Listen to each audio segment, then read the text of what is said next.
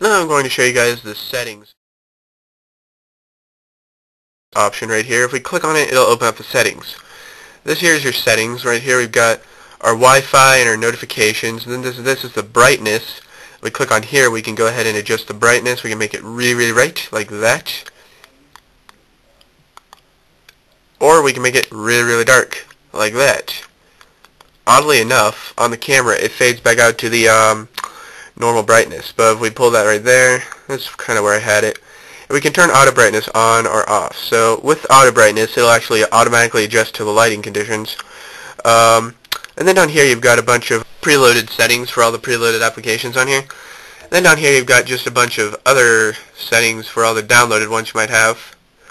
It's pretty cool. So we go ahead and hit General. We'll show you some of the general settings, and yeah. Alright, so this is all of your general settings. And right here you got your About, which basically shows you everything about your iPod Touch. Yeah, not a lot of songs, not a lot of videos. Photos, 693. Whew. Applications, 456. Capacity, 7 gigabytes, which is actually 1 full gigabyte less than what it claimed to be. And then available, we got 5.2 gigabytes left of memory. Version 3.1.2. We have got the serial number right there. We've got the model right there. Wi-Fi address and Bluetooth. And under legal, you get a freakishly long document that actually literally takes you about 30 seconds to, or maybe about 10 seconds to fully scroll all the way to the bottom. It's a really long document. If you ever read the whole thing, I feel very bad for you. Okay, so that's the About, and here we've got wallpaper. We can look at some preloaded wallpapers. This is the one that it originally came with. And there's a bunch of other ones. Unfortunately, you cannot crop these, so if I wanted to crop it, I cannot do that. It's completely static. However, with the downloaded ones, if I wanted to set this as my wallpaper, I can move it around. I can crop it by pinching to zoom in and out. I can also, all that stuff, and set it.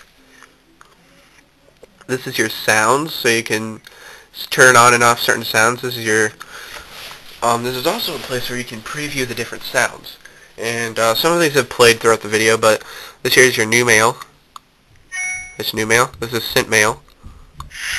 This is your calculator alert. This is your lock noise, lock sound. Your keyboard click, which for some reason when you're actually typing is a lot quieter than that. So that's that. The sounds. You got your network here, which allows you to set up your Wi-Fi and your VPN. But you can also set up Wi-Fi right here. This is your Wi-Fi setup point. You can just set up different Wi-Fis right there. Pretty self-explanatory and pretty easy to do. This is your Bluetooth, where you can use Bluetooth. Bluetooth is pretty much terrible on here, so I don't recommend you use it because it's pretty pointless and useless. Unless if you have Bluetooth headphones or Bluetooth speakers, because that's pretty much all you can do with it. Your location services, turn it on or off, and this is auto lock, so you can turn it on, so you can set it to turn off whenever you want to.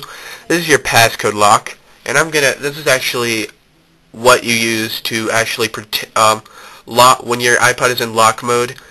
You'll actually have to enter a code to wake it up after a certain amount of time. I have one set up, so I'm going to enter it off camera. This is all your passcode options. You can turn it off. You can change your passcode. You can require the passcode. Or you can erase the data if they fail like 10 times. Now I'm going to go ahead and change the passcode so that I can actually do a quick little demonstration here of everything. So here it says to enter a new passcode. I'll just enter 1111, and I'll enter 1111 again. Alright, and now I'm going to set it to require the passcode immediately. Alright, now check this out. I turn it off, I turn it back on. When I slide, it'll ask me for a passcode. I just got to enter 1111, and there it is. Alright, I have mine set up to go every 15 minutes, just because that's the way I am. I'm not going to reset it to my normal passcode. This is how you disable it. What you do is you have to enter your old password again, and then you have to enter your new passcode, which is going to be back to the one I normally had it at. Okay, so that's your passcode options, all that stuff. And this is your restrictions. This is basically parental controls. So you can enable restrictions, and I'll enter a random code. This is different from your passcode, by the way, just to let you know.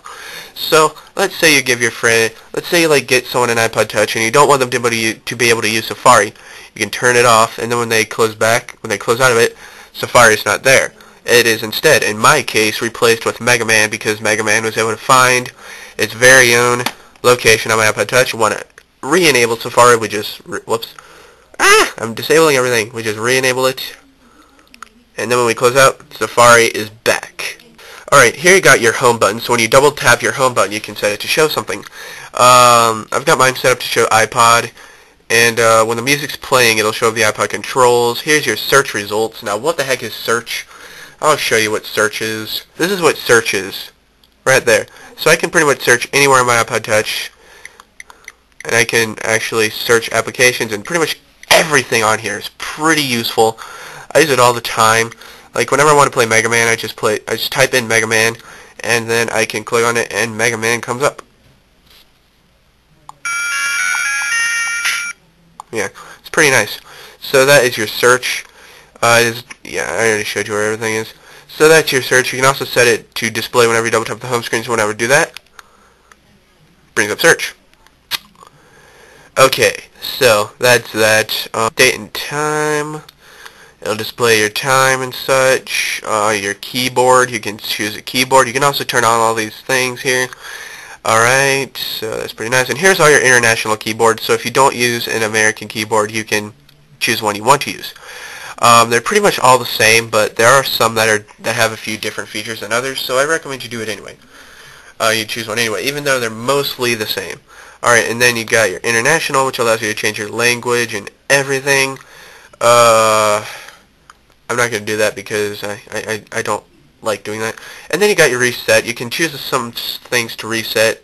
Try and stay away from that option, because it's pretty scary. Whenever I go in there, I'm always so scared I'm going to accidentally click something and then accidentally erase it. Alright, now we're going to really quickly breeze through the rest of these. These are your music settings. Your shake to shuffle, so when you shake it, it'll actually shuffle it for you.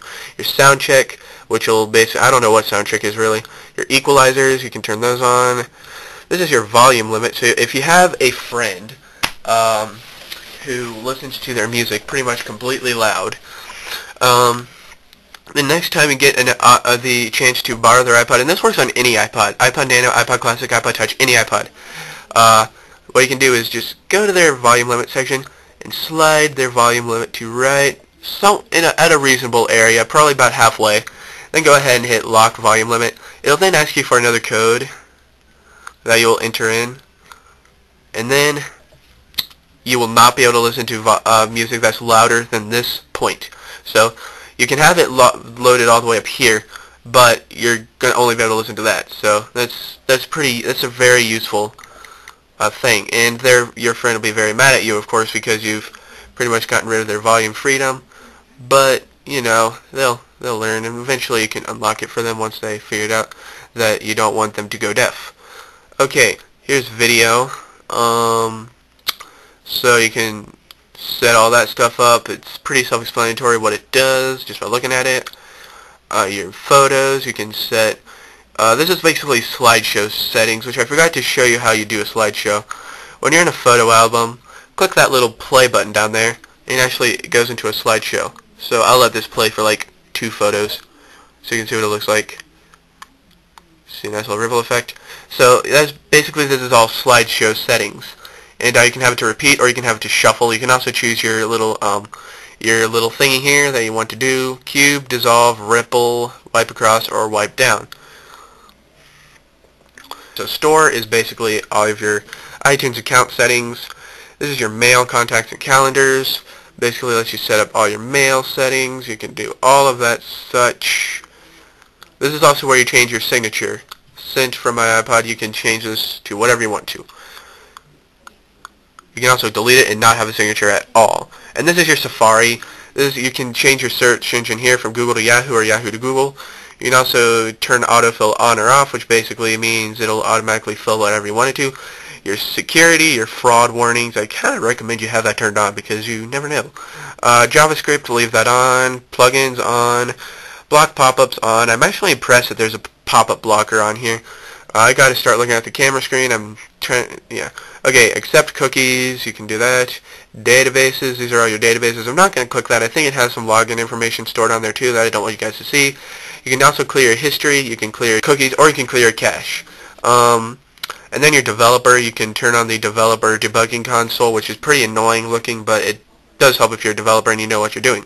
Alright, that is everything. All the other settings that you saw below those were for third-party applications that you can download. I am not going to go through all of these just because I don't need to. So I've got less than a minute left. Thanks for watching, guys, and if you have any questions or comments, please tell me to comment below, or you can go ahead and then send them to pizzascience1@yahoo.com. That is pretty much my public email that I don't mind people knowing. So yes, that's pretty much it. So you can send them to in a PM, but there's no guarantee I'll reply. I only reply to very few of them. So preferably either post them in a comment or send them to pizzascience1@yahoo.com if you want a guaranteed response. Thanks for watching, guys, and adios.